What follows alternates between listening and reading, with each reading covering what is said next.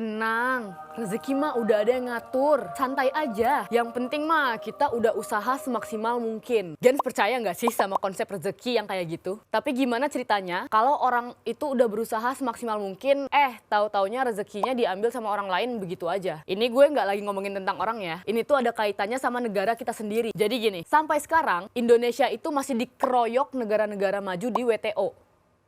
Wow.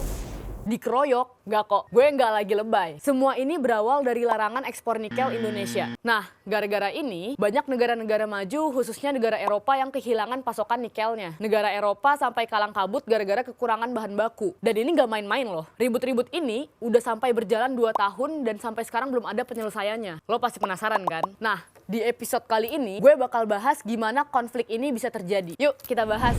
Cerita pengeroyokan di WTO ini dimulai dari kebijakan larangan ekspor biji nikel oleh pemerintah Indonesia.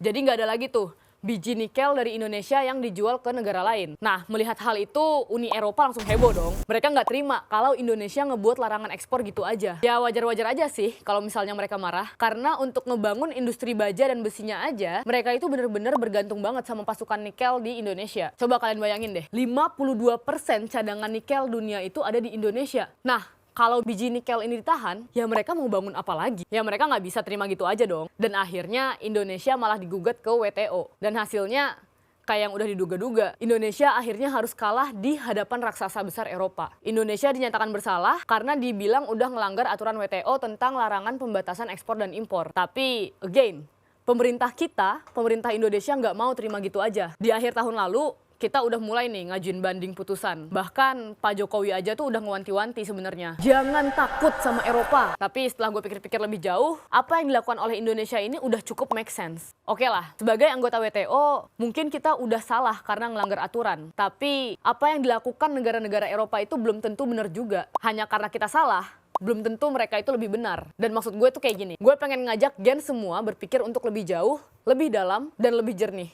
Nggak semua hal di dunia ini bisa dinilai secara hitam putih. Kita itu nggak bisa mikir, wah kalau misalnya nggak begini, ya pasti begitulah. Kalau misalnya belum makan, pasti kita lapar. Padahal kan ya bisa aja, dia belum makan karena emang belum lapar aja. Logika formal berlebihan kayak gini yang bikin kita gampang ngejudge orang dan dikit-dikit dikatain salah, dikit-dikit dikatain sesat. Dan setelah gue kepoin lebih jauh, gue jadi paham kenapa kita itu emang nggak boleh nurut gitu aja sama putusan WTO. Simpelnya kayak gini, organisasi WTO itu didirikan tahun 1990-an, di mana itu menggantikan organisasi sebelumnya yang namanya GATT. Nah, ini dia problemnya. Fungsi dan peran WTO itu didesain sama negara maju, which is processing industrinya udah keren dari dulu. Yang jadi ironisnya, pas negara-negara berkembang baru gabung belakangan, termasuk kita, Indonesia, kita itu dipaksa gitu aja ngikut alur mainnya. Nggak boleh ngelarang ekspor lah, nggak boleh ngelarang impor lah. Mereka yang bikin aturan main, mereka juga yang ikut main. That's why, buat negara-negara yang industri manufakturnya udah jauh duluan, aturan itu bener-bener nguntungin banget. Mereka udah megang kartu as